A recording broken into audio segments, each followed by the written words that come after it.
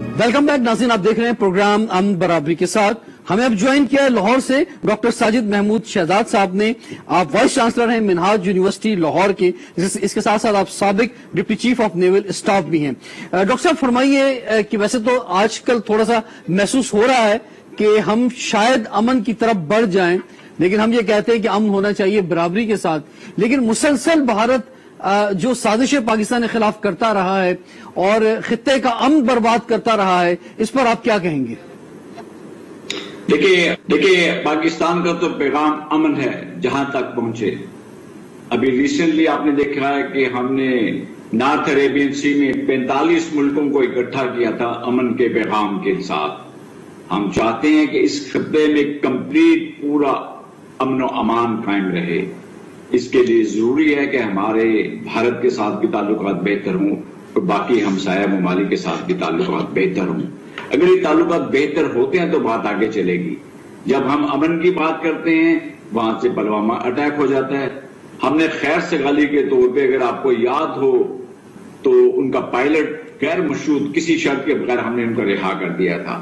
लेकिन उनकी तरफ से जब भी हम बात करते हैं अमन की, कोई अच्छे पैगाम हमें मसूल नहीं हो रहे। अभी हाल ही में आपने देखा general Bajwa chief of the army staff साहब ने भी बड़ी अच्छी स्पीच की है और एक दफा दोबारा दोस्ती का हाथ बढ़ाने की पेशकश की है। हम चाहते हैं कि अमन बरकरार रहे। अगर अमन इस खित्ते में होगा तो देखें जनूबी एशिया में, साउथ एशिया में, सेंट्रल एशिया में, पूरे इस खित्ते में, रीजन में प्रॉस्पेरिटी आएगी, मुआशी तौर पर तरक्की करेंगे।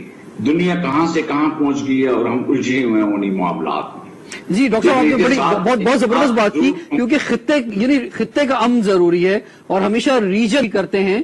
इसकी बड़ी मिसाल जो है हम यूरोप के हवाले से ले सकते हैं और आज वहां पे एक वीजा है, एक करेंसी है, उस तक तो पहुंचना खैर बहुत मुश्किल काम है, क्योंकि भारत जो है उसने हमेशा जो है सर ये भी एक मसला रहा है कि अमन का राग देकर जो है वो पीठ में छुरा घोंपा है। और इसकी वाज़ेह मिसाल जो है वो पिछले 15 सालों का जो कुछ उन्होंने किया है वो हमारे डीजी आईएसपीआर ने सामने पेश कर दिया है सबूतों के साथ कि भारत जो क्या कुछ करता रहा है, कि अगर कभी इन 15 सालों में अमन की बात की भी तो दूसरी जानिब से दहशतगर्दी का सिलसिला और पाकिस्तान में अमन को बिगाड़ का खतरा जो है वो भारत पैदा करता रहा। देखिए अभी जो उनको एक्सपोज किया गया है वो जो श्रीवास्तव ग्रुप और इंडियन क्रॉनिकल्स के दो ग्रुप थे, इन्होंने पूरी दुनिया में तहलका मचाए रखा। जाली फेसबुक चलाते रहे, जाली मैसेजेस चलाते रहे और उन प्रोफेसर साहब के नाम, प्रोफेसर लुइस बी सोहन का आपने नाम सुना होगा, जिनका इंतकाल 2006 में हुआ था 92 साल की उम्र में। उनके नाम से ट्विटर पर पैगाम चलाते रहे हैं और प्रोपेगेंडा करते रहे हैं पाकिस्तान के खिलाफ। इनका जो नेटवर्क था वो 116 ममालिक में चल रहा था और पिछले 15 साल से जहर अफसानी कर रहे हैं ये पाकिस्तान के खिलाफ।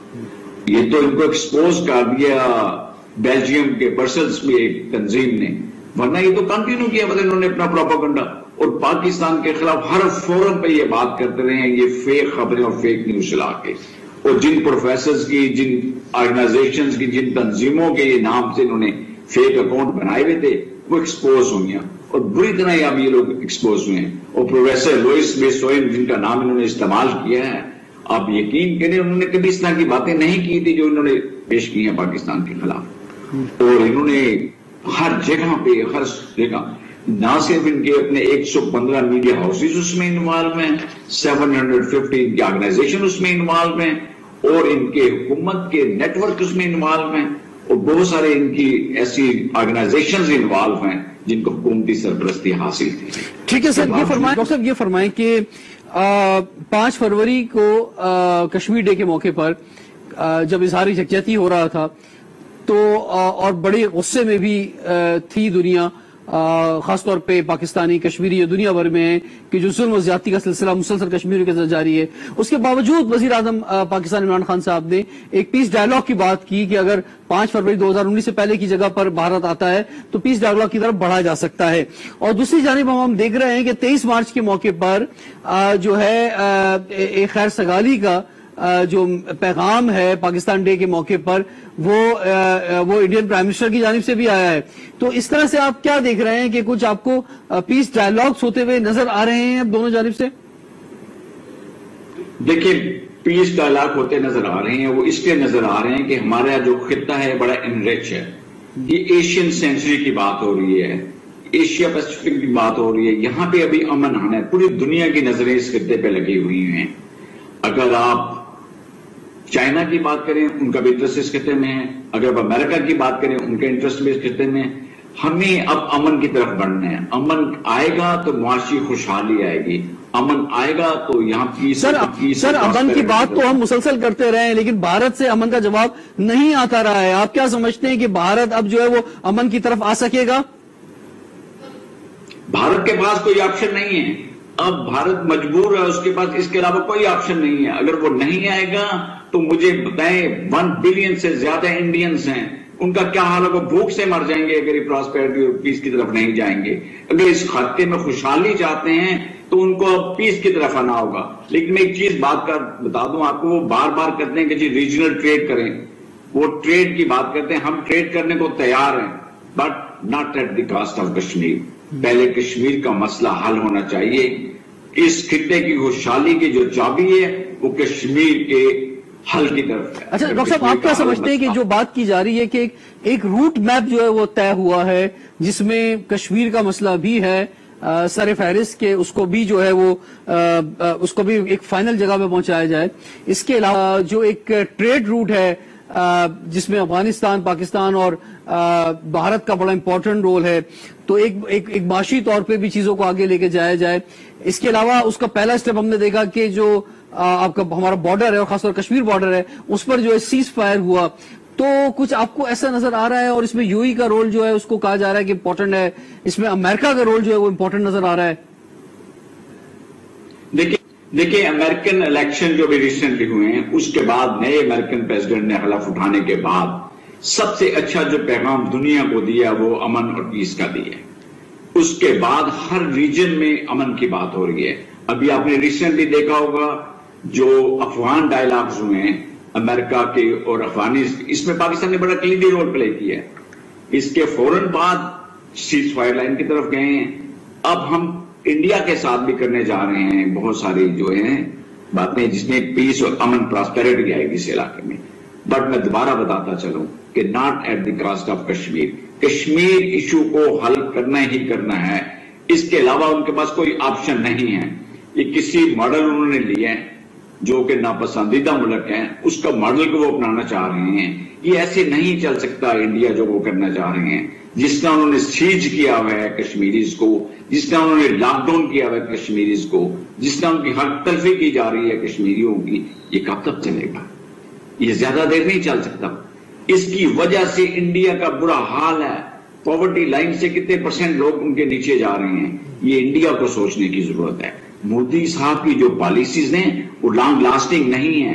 फर्स्ट टाइम इन पाकिस्तान आपने देखा है कि आर्मी, स्टैब्लिशमेंट, हुकूमत, ब्यूरोक्रेट्स सब एक पेज पे हैं। नहीं, लेकिन इसमें एक बड़ा सवाल ये आता है डॉक्टर साहब कि हम अगर पुलवामा के वाकये को, बल्कि मैं कहता हूं कि पुलवामा के ड्रामे को देखते हैं जो भारत की तरफ से रचाया गया, यानी इस तरह का जो फॉल्स फ्लैग जो है ऑपरेशन हुआ, या मुसलसल जो पाकिस्तान में दहशतगर्दी के हवाले से जो है पेशरफ्त भारत करता रहा, तो उसमें एक बड़ा फैक्टर जो है वो वहां के इलेक्शंस और एक एंटी पाकिस्तान जो है वो एक फिजा बनाना था। आप क्या समझते हैं कि क्या अब इस फिजा की उन्हें जरूरत नहीं है? क्या अब वो किसी और जानिब सोच रहे हैं? ये उन्होंने फिजा क्रिएट की, इसके बाद मोदी साहब दोबारा इलेक्शन जीत गए। लेकिन उसके दोबारा इलेक्शन जीतने के बाद आरएसएस ने जो ड्रामा क्रिएट किया, वो न सिर्फ मुसलमानों के, वो सिखों के, वो अक़लियत के, वो ईसाइयों के, वो हर मजहब के खिलाफ उन्होंने काम करना शुरू कर दिया इंडिया में। आज देखें वहां पे क्या हालात हैं। आज वहां के सिख सड़कों पे हैं, वहां के ईसाई सड़कों पे हैं, मुसलमानों को मार पड़ रही है। ये ऐसे मुल्क नहीं चल सकते हैं। देखिए ये 20th सेंचुरी है, ये इंफॉर्मेशन टेक्नोलॉजी का दौर है। ये हर चीज अब हर एक के हाथ में मोबाइल पे अवेलेबल है।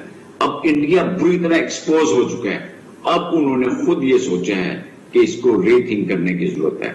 उनको अपनी पॉलिसीज पे सर मैं आखिरी सवाल आपसे करूंगा। आप एक यूनिवर्सिटी के वाइस चांसलर हैं। पाकिस्तान में جو نوجوان ہیں وہ انڈیا پاکستان کے ایشو کے حوالے سے آپ کیا سمجھتے ہیں کہ کیسے دیکھتے ہیں ان چیزوں کو؟ کیونکہ پاکستان بالکل بھی ایک ایکسٹریمسٹ ملک نہیں ہے، جو انتہا پسندی ہم نے بھارت میں دیکھی ہے میں نہیں ہے. یہاں پہ انڈیا کے خلاف کوئی فالس فلیگ آپریشن کرنا نہیں پڑتا کسی سے ووٹ لینے کے لیے، یا جلسے کرنے نہیں پڑتے، انڈیا کے خلاف تقریریں نہیں کرنی پڑتی. لیکن نوجوان کس طرح سے سوچ رہے ہیں کشمیر کے ایشو پر اور انڈیا پاکستان ریلیشن شپ کے حوالے سے؟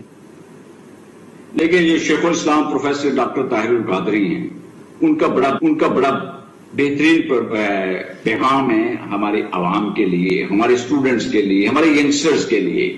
انہوں نے مقدمہ ایک بک لکھی ہے جس میں ٹیررزم میں بڑی ڈیٹیل میں انہوں نے بات کی ہے. وہ یہ کہتے ہیں کہ پاکستان میں تعلیم کے ساتھ ساتھ تربیت بہت ضروری ہے. اگر ان نوجوانوں کی تربیت ہم کریں گے تو وہ کھل کے بات کر سکیں گے ان تمام ایشوز کے اوپر. اگر نوجوانوں کی ہم تربیت نہیں کریں گے، ینگسٹرز کو مین فولڈ میں نہیں لیں گے، تو شاید اس طرح کی ٹرانسپیرنسیز میں لوگ انوالو ہوتے رہتے ہیں. اگر ہم بھرپور توجہ دیں اپنے طالب علموں پہ، اسٹوڈنٹس پہ، ینگسٹرز پہ، اور یہ ساری باتیں ان کو کھل کر، ہمارا پیغام تو امن ہے. میں نے کہا نا جہاں تک پہنچے، یہ طاہر القادری صاحب بھی یہی بات کرتے ہیں، ڈاکٹر حسین محی الدین قادری صاحب بھی یہی بات کرتے ہیں. بہت بہت شکریہ ڈاکٹر ساجد، میں آپ نے ہمیں لاہور سے جوائن کیا.